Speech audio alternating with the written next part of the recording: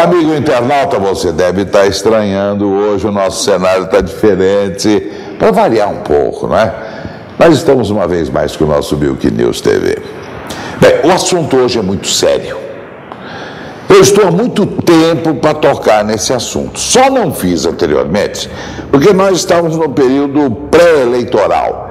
Isso poderia ter assim, uma conotação política, o que eu evito sempre que posso, aqui dentro do Milk News.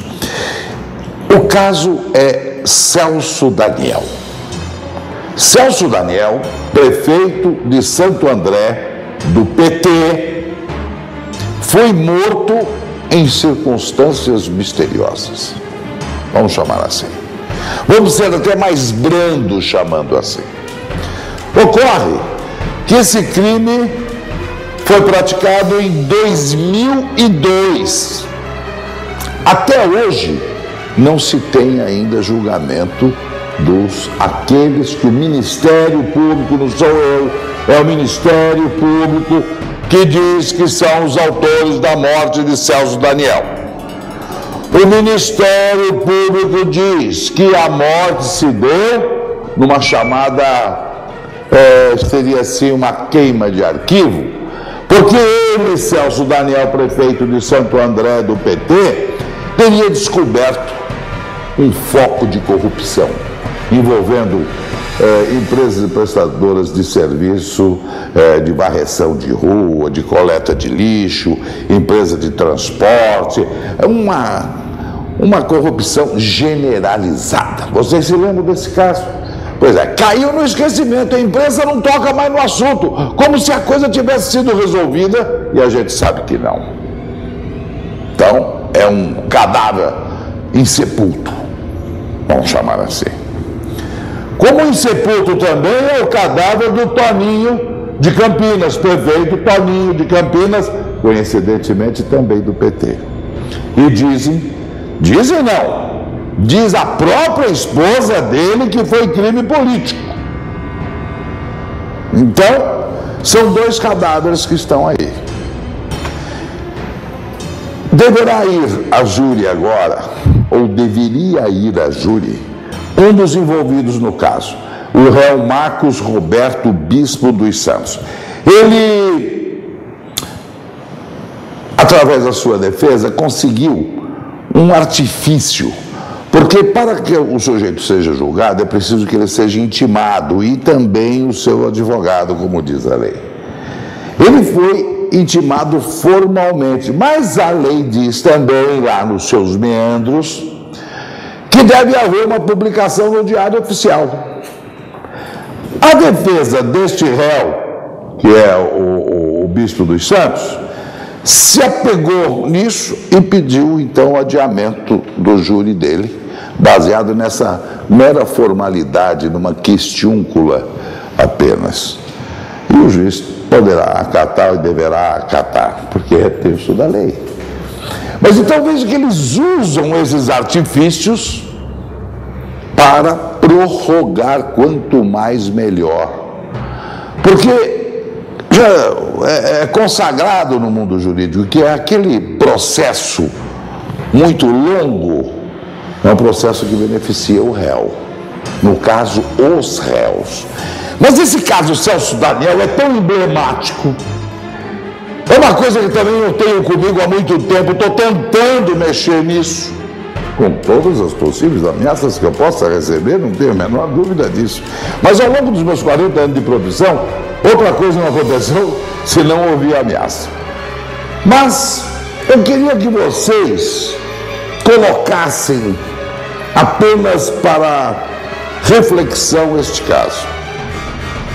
Nada mais do que 7 testemunhas do caso. Eu disse 7 testemunhas morreram.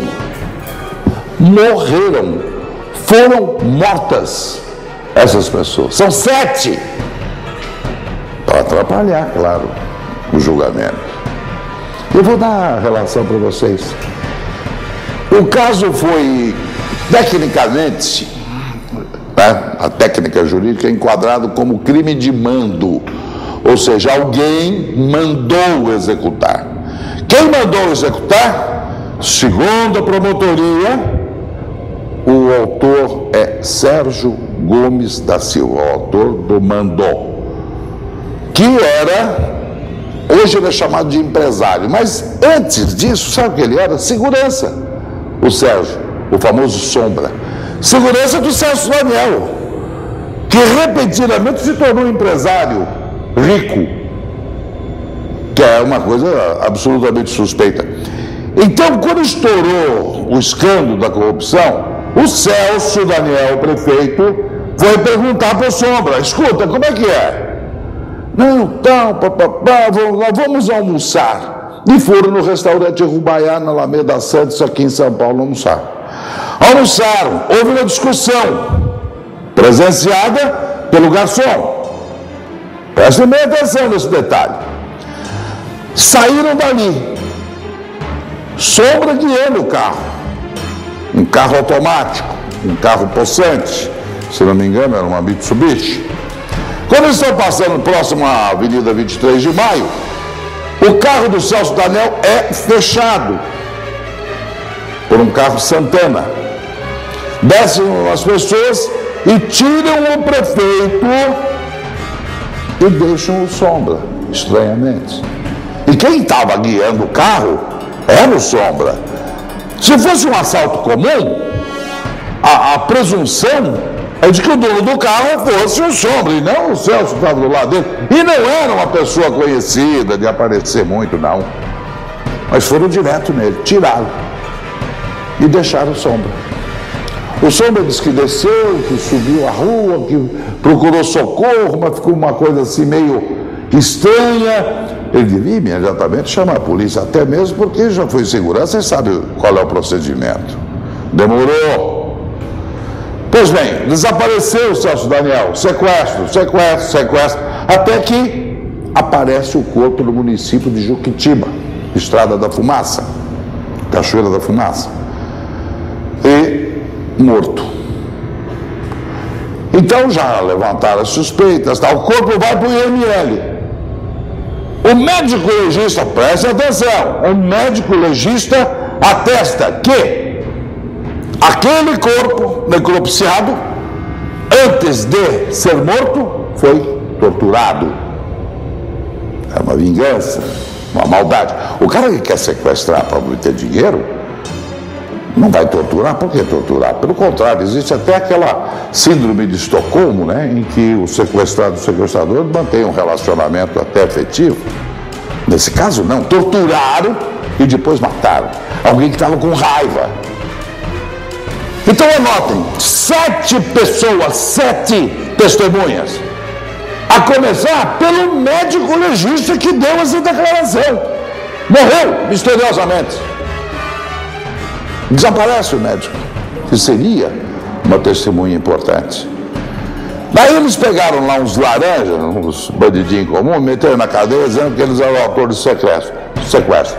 Acontece que o Dionísio Aquino Severo, um deles, morre na prisão. Calaram a boca da testemunha. Em seguida, um tal de Sérgio Orelha. Esse Sérgio Orelha, companheiro de Dionísio, teria dado fuga e homiziado em sua casa aquele tal Dionísio, morre também, assassinado a tiros. Depois tem uma terceira testemunha, Otávio Mercier, que é um investigador de polícia que estava chegando. Morre também um investigador de polícia. Tem mais. Antônio Palácio, aquele garçom que serviu a mesa do Rubaiá no almoço do Sombra com o Celso Daniel, e que seria uma testemunha importante, porque teria ouvido uma discussão entre os dois, repentinamente aparece morto. Morreu também o garçom. E alguém viu quando o garçom foi morto, que é o Paulo Henrique Brito. Morre o Paulo Henrique Brito, testemunha da morte do garçom. Veja que coisa terrível. Mas não termina aí. O agente funerário do IML, que foi resgatar o corpo e que notou naquele corpo, além dos tiros, sinais de sevícias, que seria uma importante testemunha, morre também. Todos de morte violenta. Desde o legista, testemunhas e tudo mais. A família do Celso Daniel, revoltada com essa história toda, começa a denunciar, e vocês se lembram. Principalmente o irmão Bruno Daniel, economista, que era petista, era dos quadros do PT, que conhecia as tramas todas, começou a denunciar. Mais do que isso, fez uma denúncia muito grave, pública, na televisão, e ninguém faz nada. Disse que o dinheiro dessa corrupção teria sido entregue a um Carvalho, um assessor do presidente Lula, que por sua vez colocou o dinheiro fruto dessa corrupção dentro de um Fusca, veio para São Paulo e entregou nas mãos de quem? José Dirceu. Isso está declarado, isso está no inquérito, isso está aprovado. Esse rapaz, irmão do Celso, sofreu uma pressão, ele e a mulher, tão grande, ameaças de morte, que ele foi embora, foi para a França. E hoje, pasmem, ele é exilado político oficial. O governo francês, para dar a condição de exilado a alguém, investiga antes. Eles não vão dando o status de exilado para qualquer um, não. O governo francês, nesse aspecto, é muito sério. E nas investigações do governo francês, constataram que o Bruno Daniel estava em perigo de vida, ele, a mulher e os filhos. E o governo francês lhe concedeu o status de exilado político. Agora vocês imaginem, exilado político? Olha o contrassenso de um país dito democrático. Como é que pode um país democrático ter alguém? São os únicos dois brasileiros com status de exilado. Como é que pode? E, no entanto, tudo está sendo varrido para baixo do tapete. Isso tudo eu não contei antes, para que não viessem dizer que era um momento político. Agora passou, Dona Dilma é a presidente da República, acabou, o povo quis assim. E passarinho que come pedra sabe. Então, fica a responsabilidade jogada no colo da Dona Dilma para apurar esses dois crimes, dois cadáveres insepultos do PT, vítima da corrupção. Agora, antes de terminar, que já estão me acenando que está no fim, eu quero deixar claro o seguinte: depois de muito mexer, eu constato uma coisa nitidamente: existem dois PTs. Claro que existe gente decente dentro do PT, óbvio que existe. Era maioria anos atrás, hoje são minoria, lamentavelmente. Existe dentro do PT a banda podre, e a banda podre se presta a esse tipo de coisa. Não tem respeito nem sequer pela vida humana dos seus próprios integrantes. Celso Daniel era uma figura importante dentro do PT. Toninho de Campinas era importante dentro do PT. E por isso mesmo, a turma da corrupção, a banda podre do PT, acabou com a vida desses dois líderes políticos. Nós vamos voltar nesse caso. Doa a quem doer. Muito obrigado pela sua atenção, muito obrigado pela sua paciência. Me desculpe, talvez algum excesso, mas nós vamos voltar. Fiquem conosco, acompanhem. Nós vamos fazer uma série sobre isso aí. Obrigado pela sua audiência, até a próxima, se Deus quiser.